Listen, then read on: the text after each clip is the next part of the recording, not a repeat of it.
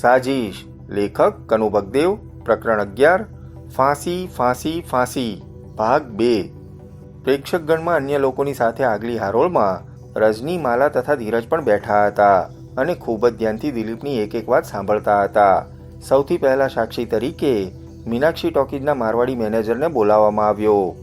તમારું નામ જણાવશો? દિલીપે સાક્ષીના પાંજરામાં ઊભેલા મેનેજર પાસે પહોંચીને પૂછ્યું. જી, મારું નામ રાધેશ્યામ અગ્રવાલ છે. મેનેજરે જવાબ આપ્યો. તમે શું કામ ધંધો કરો છો? હું મીનાક્ષી ટોકીઝમાં મેનેજર તરીકે ફરજ બજાવું છું. ગુડ, તો તમે મીનાક્ષી ટોકીઝના મેનેજર છો, દિલીપ બોલ્યો. મિસ્ટર અગ્રવાલ, થોડા દિવસ પહેલા મિસ્ટર સોમચંદ તમારી ટોકીઝમાં ફિલ્મ જોવા માટે આવ્યા હતા એવું મને જાણવા મળ્યું છે. શું આ વાત સાચી છે? હા, બિલકુલ સાચી છે. કઈ ફિલ્મ? ખાકી. અત્યારે પણ અમારી ટોકીઝમાં એ જ ફિલ્મ ચાલે છે.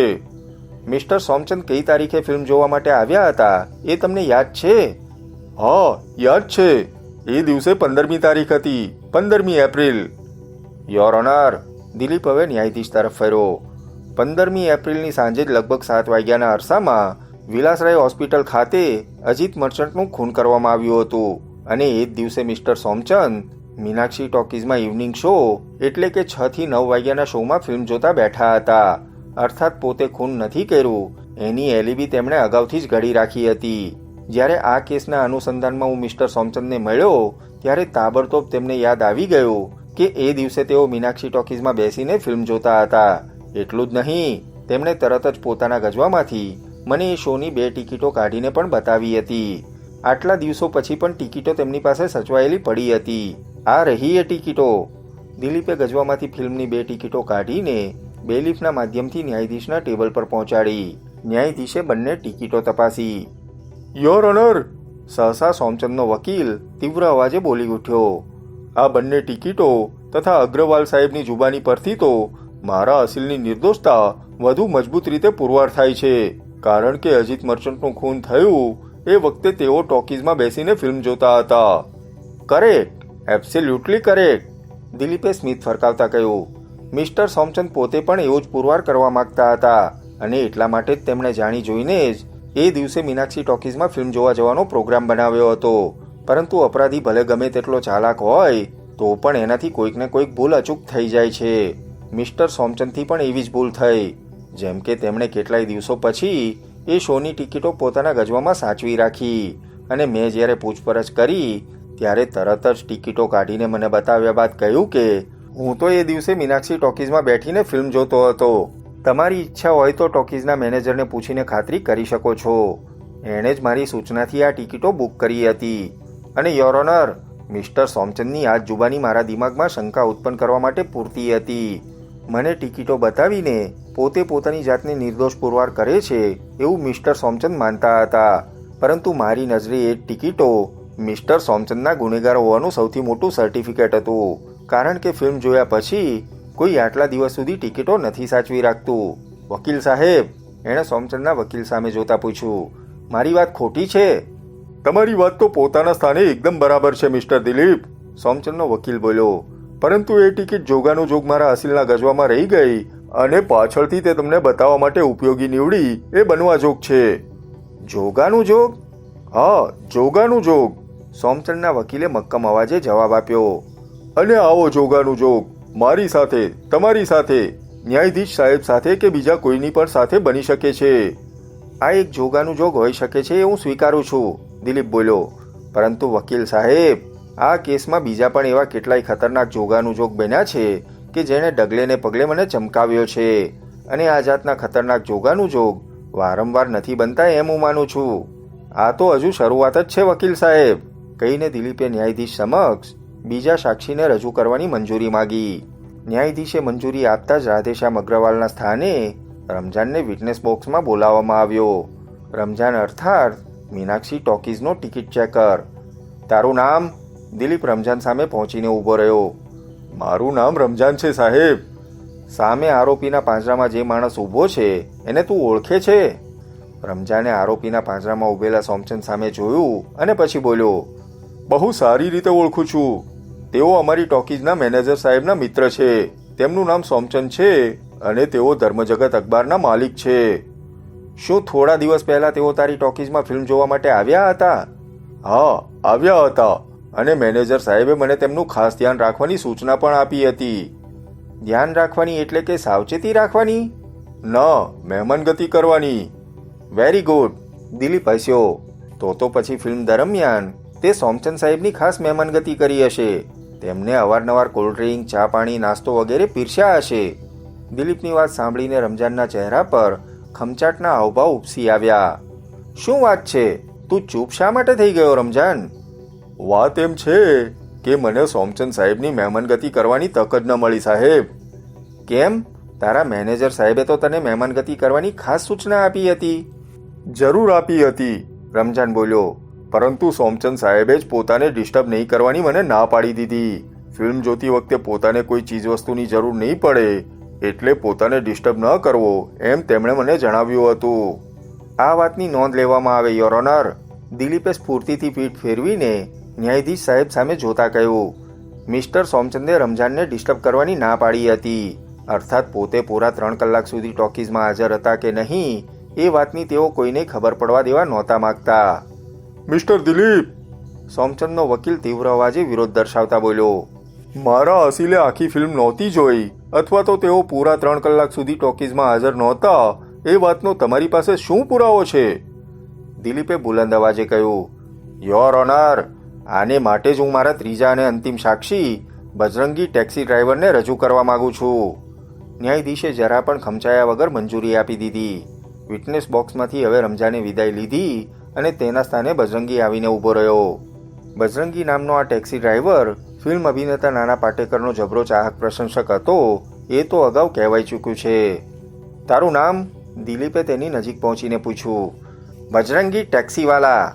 હા તો ભાઈ બજરંગી, સામે આરોપીના પાંજરામાં જે શખ્સ ઊભો છે એને તું ઓળખે છે? ઓહ, તમે આપણા નાના પાટેકરની ઝેરોક્સ કોપીની વાત કરો છો? સોમચંદ સામે ઉડતો દૃષ્ટિપાત કરીને બજરંગી બોલ્યો. એ કંઈ ભૂલાય તેમ છે, બહુ સારી રીતે ઓળખું છું. આ મહાશય સાથે તારી પહેલી મુલાકાત ક્યારે થઈ? 15મી એપ્રિલે, બજરંગી તરત જ બોલ્યો. એ દિવસે રોજની જેમ હું સાંજે 6 થી 9ના શોમાં મીનાક્ષી ટોકીઝમાં ફિલ્મ જોવા માટે ગયો હતો અને આ સાહેબ મારી બાજુની જ સીટ પર બેઠા હતા. તેઓ એકલા જ હતા કે તેમની સાથે બીજું કોઈ પણ હતું? જી, તેમની પત્ની પણ સાથે હતી. Very good. તો 15મી તારીખે તે આ સાહેબની સાથે જ બેસીને ફિલ્મ જોઈ, ખરું ને? હા. આ સાહેબ ફિલ્મની શરૂઆતથી માંડીને અંત સુધી ટોકીઝમાં જ બેસી રહ્યા હતા કે નહીં એ બાબતમાં તું કંઈ જાણે છે? હા, બજરંગી બોલ્યો. ફિલ્મ શરૂ થયા બાદ માંડ અડધો કલાક પછી તેઓ ફિલ્મ પડતી મૂકીને ચાલ્યા ગયા હતા. અડધો કલાક પછી એટલે કે લગભગ 6:30 વાગે? હા. તેઓ એકલા જ ગયા હતા કે પછી પોતાની પત્નીને પણ સાથે લઈ ગયા હતા? ના, તેઓ એકલા જ ગયા હતા. તેમની પત્ની તો બિચારી ત્યાં જ બેસી રહી હતી. તેઓ કેટલી વારમાં પાછા આવવાનું પોતાની પત્નીને કહીને ગયા હતા એની તને કંઈ ખબર છે? હા, અડધો કલાકમાં. પછી તેઓ અડધા કલાકમાં પાછા આવ્યા ખરા? ના રે ના, બજરંગી ઠાવકા અવાજે બોલ્યો. તેઓ તો 1-1.5 કલાક પછી પાછા આવ્યા હતા. તેમની પત્ની તો બિચારી હાંફળી ફાફળી થઈ ગઈ હતી. યોર ઓનર, બજરંગીની જુબાની લીધા પછી દિલીપે ન્યાયાધીશ તરફ ફરીને કહ્યું. બજરંગીની જુબાની પરથી સ્પષ્ટ થઈ જાય છે કે 15મી એપ્રિલે તે પણ મીનાક્ષી ટોકીઝમાં મિસ્ટર સોમચંદની બાજુમાં બેસીને ફિલ્મ જોતો હતો અને તેમની પ્રત્યેક હિલચાલ એણે જોઈ હતી. બજરંગીના કહેવા મુજબ મિસ્ટર સોમચંદ ફિલ્મ શરૂ થયા પછી અડધો કલાક બાદ ટોકીઝ છોડીને ચાલ્યા ગયા હતા તથા 1-1.5 કલાક પછી પાછા ફર્યા હતા અને આ સમયગાળા દરમિયાન જ વિલાસરાય હોસ્પિટલ ખાતે અજીત મર્ચન્ટનું ખૂન થયું હતું. યોર ઓનર, સોમચંદ પોતાની ચૂપકીદી તોડતા બોલ્યો. આ 1-1.5 કલાક દરમિયાન હું ક્યાં હતો અને મેં શું કર્યું હતું એની વિગતો મિસ્ટર દિલીપને જણાવી દીધી છે. તો જરા ફરીથી એ વિગતો નામદાર કોર્ટને જણાવી દો. યોર ઓનર, સોમચંદે કહ્યું. હું મારી પત્ની સાથે મીનાક્ષી ટોકીઝમાં ફિલ્મ જોવા ગયો હતો ત્યારે અડધો કલાક પછી મોબાઈલ પર મારી ઓફિસેથી ન્યૂઝ એડિટરનો ફોન આવ્યો હતો. કેમ? હું મારો તંત્રી લેખ લખીને ભૂલથી ટેબલના ખાનામાં મૂકી આવ્યો હતો. ખાનાની ચાવી મારી પાસે હતી અને આર્ટિકલ તાબડતોબ છાપવા મોકલવાનો હતો. એના વગર આખા પેજનું સેટિંગ અટકી પડ્યું હતું એટલે ન્યૂઝ એડિટરે આવીને તાબડતોબ ખાનામાંથી આર્ટિકલ આપી જવાનું મને જણાવ્યું હતું. પછી તમે ઓફિસ ગયા? હા, ન જવાનો તો કોઈ સવાલ જ ઊભો થતો નથી. આર્ટિકલ વગર અખબાર છપાય તેમ ન હતું, એટલે હું અડધો કલાકમાં આવું છું એવું મારી પત્નીને કહીને ગયો હતો. પરંતુ બજરંગીની જુબાની પરથી સ્પષ્ટ થાય છે કે તમે અડધો કલાકમાં પાછા નહોતા ફર્યા. બરાબર છે. કેમ? હું આર્ટિકલ આપીને ઓફિસેથી પાછો ફરતો હતો ત્યારે રસ્તામાં મારી કાર બગડી ગઈ હતી અને એ રિપેર કરવામાં મને આટલો સમય લાગી ગયો. કેમ? દિલીપે વેધક નજરે એની સામે જોયું. શું તમે કાર રિપેર કરવા માટે કોઈ કારીગર પાસે ગયા હતા? ના. તો પછી તમને આટલી વાર શા માટે લાગી? હું કોઈ કારીગર પાસે જવાનું વિચારતો હતો, ત્યાં જ અચાનક મને થયું કે ચાલ હું પોતે જ એક વખત કારનું એન્જિન ચેક કરી જોઉં. પછી તમે કાર ચેક કરી જોઈ? હા. અને કાર ચાલુ પણ થઈ ગઈ? હા. સોમચંદે મૂંઝવણભર્યા અવાજે જવાબ આપ્યો. દિલીપ તેની વિરુદ્ધ શું ચાલ રમે છે તે એને કશુંય નહોતું સમજાતું. યોર ઓનર, દિલીપ સ્મિત ફરકાવતો ન્યાયાધીશ તરફ ફર્યો. મિસ્ટર સોમચંદના કહેવા મુજબ તેમણે જાતે જ પોતાના ચમત્કારિક હાથની કરામતથી પોતાની કાર રિપેર કરી નાખી. અને એનાથી પણ વધુ ચમત્કારિક મુદ્દો એ છે કે આ અડધા પોણા કલાકનો જે સમય કાર પાછળ વીત્યો એનો તેમની પાસે કોઈ સાક્ષી કે પુરાવો નથી. અજીત મર્ચન્ટના ખૂન સમયે કાર બગડી ગઈ હતી અને તેના રિપેરિંગમાં આટલો સમય લાગ્યો હતો એમ કહી શકે એવો કોઈ સાક્ષી મિસ્ટર સોમચંદ કોર્ટ સમક્ષ રજૂ કરી શકે તેમ નથી. હવે આ જુબાનીનું બીજું પાસું હું નામદાર કોર્ટને બતાવવા માંગુ છું. ખરેખર 15મીની સાંજે 7 વાગ્યાના અરસામાં મિસ્ટર સોમચંદની કાર બગડી ગઈ હતી અને તેના રિપેરિંગમાં આટલો સમય લાગ્યો હતો એ વાતનો શું પુરાવો? યોર ઓનર, વાસ્તવમાં મિસ્ટર સોમચંદ એ વખતે વિલાસરાય હોસ્પિટલમાં અજીત મર્ચન્ટનું ખૂન કરવા માટે ગયા હોય અને આ વાત છુપાવવા માટે તેમણે પોતાની કાર બગડી ગઈ હોવાની વાત ઉપજાવી કાઢી હોય એ બનવા જોગ છે. આ વાત બિલકુલ ખોટી છે. સોમચંદ વિરોધ કરતા તીવ્ર અવાજે બોલ્યો. મેં કોઈનું ખૂન નથી કર્યું. ખૂન તો તમે કર્યું જ છે મિસ્ટર સોમચંદ. દિલીપ એક એક શબ્દ પર ભાર મૂકતા બોલ્યો. મિસ્ટર દિલીપ, સોમચંદનો વકીલ હવે વાતનો દોર પોતાના હાથમાં લેતા બોલ્યો. 15મી એપ્રિલની સાંજે 7 વાગે મારા અસીલની કાર નહોતી બગડી ગઈ, અથવા તો પછી તેઓ અજીત મર્ચન્ટનું ખૂન કરવા માટે વિલાસરાય હોસ્પિટલમાં ગયા હતા. એ વાતનો તમારી પાસે શું પુરાવો છે? પુરાવો છે. દિલીપના અવાજમાંથી ભરપૂર આત્મવિશ્વાસ નીતરતો હતો. 15મી તારીખે મિસ્ટર સોમચંદ વિલાસરાય હોસ્પિટલમાં અજીત મર્ચન્ટનું ખૂન કરવા માટે ગયા હતા અને તેમણે જ ખૂન કર્યું હતું એ વાતના મારી પાસે નક્કર અને જડબેસલાક પુરાવાઓ છે. દિલીપનું કથન સાંભળીને સોમચંદના વકીલના ચહેરા પર ચિંતાના વાદળો ઘેરાયા. શું પુરાવો છે તમારી પાસે? એણે પોતાના સુકાયેલા હોઠ પર જીભ ફેરવતા પૂછ્યું. વળતી જ પળે દિલીપના સંકેતથી વિશાળગઢ પોલીસનો અધિકારી આગળ આવ્યો અને એણે એક સીલબંધ થેલીમાંથી અમુક ચીજવસ્તુઓ કાઢીને કોર્ટમાં રજૂ કરી. આ એ વસ્તુઓ હતી કે જે તલાશી દરમિયાન સોમચંદના બંગલામાંથી મળી હતી. આ વસ્તુઓમાં ડોક્ટરો જેવો સફેદ કોટ, સ્ટેથોસ્કોપ, રબરના હાથમોજા ઉપરાંત સોમચંદની ઓફિસમાંથી મળેલ 32 કેલિબરની રિવોલ્વરનો સમાવેશ થતો હતો. યોર ઓનર, દિલીપ એ બધી વસ્તુઓ એક પછી એક ન્યાયાધીશને બતાવ્યા બાદ બોલ્યો. આ બધા પુરાવો મિસ્ટર સોમચંદને ત્યાંથી મળ્યા છે. 32 કેલિબરની આ રિવોલ્વર ખૂનીનું હથિયાર છે. જો મિસ્ટર સોમચંદે અજીત મર્ચન્ટનું ખૂન નથી કર્યું તો આ બધી વસ્તુઓ તેમની પાસે ક્યાંથી આવી? આ બધી વસ્તુઓ મારા ઘરમાં ક્યાંથી આવી એવું નથી જાણતો, સોમચંદે ચીસ જેવા અવાજે કહ્યું. મને માત્ર એટલી જ ખબર છે કે હું નિર્દોષ છું. મેં કશું જ નથી કર્યું. મને જાણી જોઈને કોઈ કાવતરાનો ભોગ બનાવવામાં આવ્યો છે. માત્ર કહી દેવાથી જ કોઈ નિર્દોષ પુરવાર નથી થઈ જતું મિસ્ટર સોમચંદ. એને માટે કોર્ટમાં પુરાવાઓ રજૂ કરવા પડે છે અને રજૂ કરવામાં આવેલા પુરાવાઓ પોકારીને કહે છે કે અજીત મર્ચન્ટનું ખૂન તમે જ કર્યું છે. તમે ખૂની છો અને હવે આ ગુનાની સજામાંથી બચી શકો તેમ નથી. પણ મિસ્ટર સોમચંદ, દિલીપ બોલ્યો, જો તમે તમારી જાતને નિર્દોષ પુરવાર કરવા માંગતા હો તો કોર્ટમાં પુરાવાઓ રજૂ કરો. બોલો, આ બધી વસ્તુઓ તમારી પાસે ક્યાંથી આવી? સોમચંદ નીચું જોઈ ગયો. એના વકીલ પાસે પણ હવે દલીલ કરવા જેવું કશું નહોતું રહ્યું. કોર્ટમાં રજૂ થયેલા પુરાવાઓથી એનું મનોબળ પણ તૂટી ગયું હતું. યોર ઓનર, દિલીપ હવે સમગ્ર કેસ પરની પોતાની પકડ મજબૂત કરતા બોલ્યો. સોમચંદ નામનો આ માણસ ચહેરા પરથી જેટલો ભલો ભોળો અને માસૂમ દેખાય છે એટલો જ અંદરખાનેથી ક્રૂર, ઘાતકી અને ચાલાક છે.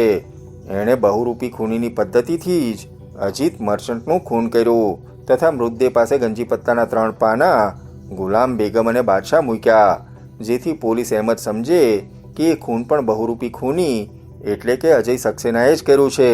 અને બન્યું પણ એમ જ. અજીત મર્ચન્ટનું ખૂન બહુરૂપી ખૂનીએ અર્થાત અજય સક્સેનાએ કર્યું છે એમ જ પોલીસે માન્યું. પણ સવાલ એ છે મિસ્ટર દિલીપ, સોમચંદના વકીલે કહ્યું, મારા અસીલે અજીત મર્ચન્ટનું ખૂન શા માટે કર્યું? ખૂનનો હેતુ શું? આવા સડકછાપ બદમાશ સાથે મિસ્ટર સોમચંદ જેવા પ્રતિષ્ઠિત માણસને વળી શું દુશ્મનાવટ હોય? એક કારણ તો મને સૂઝે છે, દિલીપ બોલ્યો. શું? અજીત મર્ચન્ટને કોઈ રીતે મિસ્ટર સોમચંદની અય્યાશીની ખબર પડી ગઈ હોય તથા આ વાતના પુરાવો મેળવ્યા પછી એણે મિસ્ટર સોમચંદને બ્લેકમેલ કર્યા હોય અને અજીતના આ બ્લેકમેલિંગમાંથી છુટકારો મેળવવા માટે મિસ્ટર સોમચંદે હંમેશને માટે એનું મોં બંધ કરી દીધું હોય એ બનવા જોગ છે. પરંતુ વાસ્તવમાં ખરેખર એમ જ બન્યું હતું એ વાતનો તો કોઈ પુરાવો નથી ને? હા, અને હું આ વાતના ઊંડાણમાં ઉતરવા પણ નથી માંગતો. મારું કામ પુરાવાઓ સાથે ખૂનીને કોર્ટમાં રજૂ કરી દેવાનું હતું અને એ મેં પૂરું કરી નાખ્યું છે. બાકી મિસ્ટર સોમચંદે અજીત મર્ચન્ટનું ખૂન શા માટે કર્યું એ હવે તમે તેમને જ પૂછો. મિસ્ટર સોમચંદ, દિલીપે સોમચંદ સામે જોયું, આ વાતનો ખુલાસો પણ હવે તમે જ કરી નાખો. સોમચંદે કંઈ જવાબ ન આપ્યો. એ ચૂપચાપ નીચું જોઈને ઊભો રહ્યો. લંચનો સમય થઈ ગયો હોવાથી કોર્ટની કાર્યવાહી થોડીવાર માટે થંભી ગઈ. લંચ પછી ફરીથી કોર્ટની કાર્યવાહી શરૂ થઈ. કોર્ટરૂમમાં ન્યાયાધીશનો ગંભીર અવાજ ગુંજી ઉઠ્યો. કોર્ટમાં રજૂ થયેલા પુરાવાઓ તથા સાક્ષીઓની જુબાની સાંભળ્યા પછી આરોપી મિસ્ટર સોમચંદ ગુપ્તા ખૂની છે અને તેમણે જ વિલાસરાય હોસ્પિટલમાં જઈને અજીત મર્ચન્ટનું ખૂન કર્યું છે એ વાતમાં શંકાને કોઈ સ્થાન નથી રહ્યું. પરંતુ અજીત મર્ચન્ટનું ખૂન શા માટે કરવામાં આવ્યું એ સવાલનો જવાબ મેળવવાનો હજી બાકી છે. એટલે અદાલત કોઈ પણ ચુકાદો આપતા પહેલા આરોપી મિસ્ટર સોમચંદ ગુપ્તાને 3 દિવસ માટે પોલીસ રિમાન્ડ પર સોંપે છે, જેથી આ ભેદ પરથી પણ પડદો ઊંચકી શકાય. પોલીસ રિમાન્ડની વાત સાંભળતા જ સોમચંદના માથા પર જાણે કે વીજળી ત્રાટકી. એના હાજા ગગડી ગયા. ન્યાયાધીશના હુકમ પછી આ કેસની સુનાવણી હાલ તુરત પૂરી થઈ ગઈ. પોલીસના કડક બંદોબસ્ત વચ્ચે સોમચંદને ત્યાંથી લઈ જવાયો. સોમચંદ માટે આગામી 3 દિવસ ખૂબ જ ત્રાસજનક વીત્યા. પોલીસે પણ એની સાથે કઠોર વલણ અપનાવ્યું. 3 દિવસ સુધી એને ટોર્ચર રૂમમાં રાખવામાં આવ્યો. એને અનેક રીતે ટોર્ચર કરવામાં આવ્યો. સોમચંદની કાળજો કંપાવતી ચીસોથી ટોર્ચર રૂમની દિવાલો પણ ખળબળી ઉઠી. પરંતુ કોઈને એના પ્રત્યે દયા ન ઉપજી. દયા ઉપજવાનો કોઈ સવાલ પણ નહોતો. પોલીસ સામે અત્યારે કોઈ અખબારનો માલિક નહીં પણ એક ખૂની જ હતો. યાતનાઓ આપી આપીને સોમચંદને એક જ સવાલ પૂછવામાં આવ્યો, બોલ, તે અજીતનું ખૂન શા માટે કર્યું? એણે તારું શું બગાડ્યું હતું? દરેક વખતે સોમચંદના મોંમાંથી એક જ જવાબ નીકળ્યો, મેં અજીતનું ખૂન નથી કર્યું, હું ખૂની નથી. 3 દિવસ સુધી અસહ્ય યાતનાઓ સહન કર્યા પછી પણ એ પોતાના જવાબ પર અડગ રહ્યો. પોલીસ પણ તેને ટોર્ચર કરીને થાકી ગઈ. હવે જો વધુ ટોર્ચર કરવામાં આવશે તો તે મૃત્યુ પામશે એવો ભય પણ પોલીસને લાગ્યો. ચોથા દિવસે સોમચંદને ફરીથી કોર્ટમાં રજૂ કરવામાં આવ્યો. વિશાળગઢ પોલીસે પોતાના ફાઇનલ રિપોર્ટમાં લખ્યું, પુષ્કળ યાતનાઓ આપ્યા પછી પણ સોમચંદે મોં નથી ઉગાડ્યું. પોતે શા માટે અજીત મર્ચન્ટનું ખૂન કર્યું છે એ જણાવવા માટે તે તૈયાર નથી.